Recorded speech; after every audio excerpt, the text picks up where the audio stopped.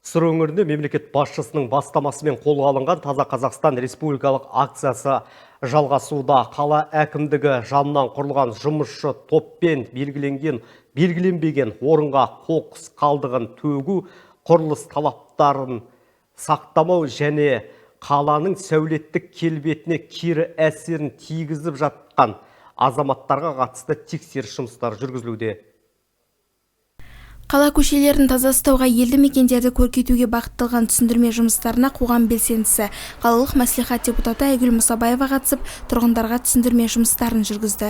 Қала келбетін ажарландыру мақсатында бірнеше кәсіпкерлік нысанның қасбетін әрлеу, көше жарықшамдарын ретке келтіру жұмыстары да назардан тыс қалмады.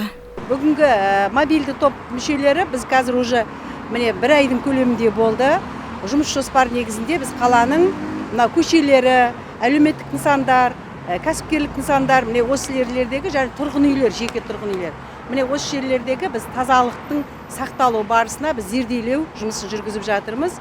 Зерделеу барысында біз қала тұрғындарына жалпы Таза Қазақстан акциясының атқарылуы, жалпы оның мақсаты қандай, оның нәтижесі қалай болу керек, міне осы бағытта ақпараттар беріліп, және осы тұрғындарға және кәсіпкерлік нысандарға ескертпе хат беріп жатырмыз.